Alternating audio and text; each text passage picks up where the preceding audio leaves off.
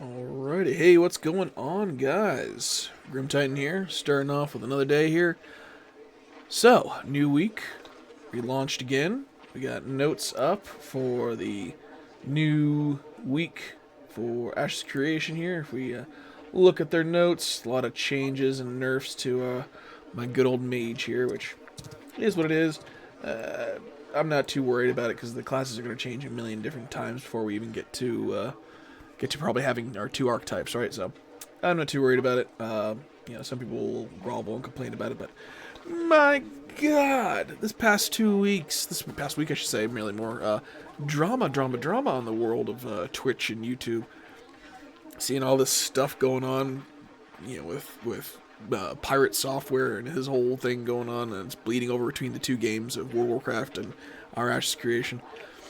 That's just wild to me. But it brings up a point I have so I'm looking over these notes and Ash's Creation, and I'm seeing the news, and I'm seeing like, okay, they announced realms are online. Yep, cool. We see the 5 days of testing. Cool.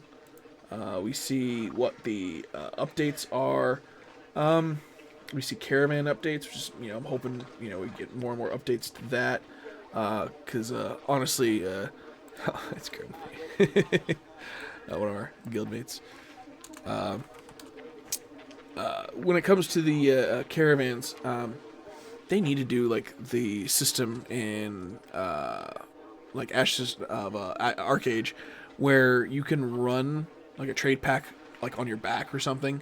Because the current caravan system is it's a giant here kill me sign, and it's just not worth it. So like in Arcade, for those who've never played, you would make a bunch of packs, and you try and carry as many as you can to get to a location, make as much profit as possible.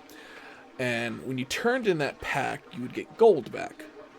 Now it would be mailed to you because it would be the trader, the NPC that would send it to you. If you turned it in, you got full profit. If someone turned it in for you, it'd be split.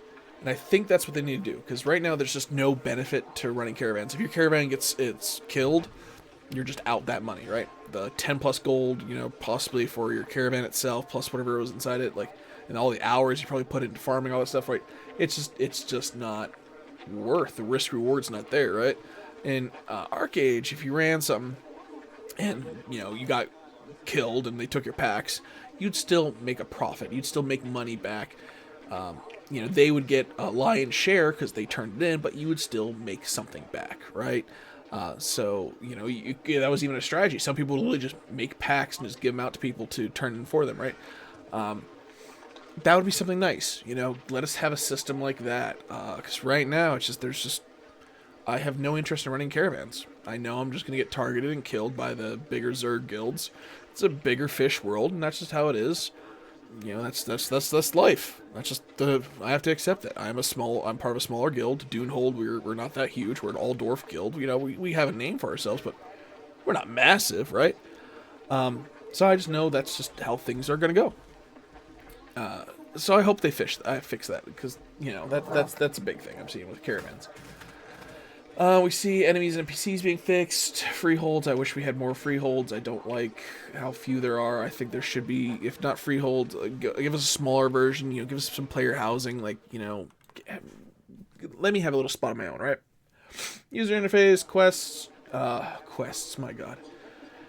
Please, love of God, up the EXP for quests. Questing in this game, I want it to be good. Questing is what made other MMOs great. Like, sitting in the same spot farming for 6 hours the same mobs is boring. It's not good content. I don't want that. I hope to God that's not the end goal. I hope that the questing system does become worth it, because at the end of the day, give me a reason to run around the map. If killing 3 mobs gives me the same EXP as doing a quest, obviously I'm not going to do the quest, right? So we need to give some reward that makes quests worth it. Because right now there just isn't, and it's sad.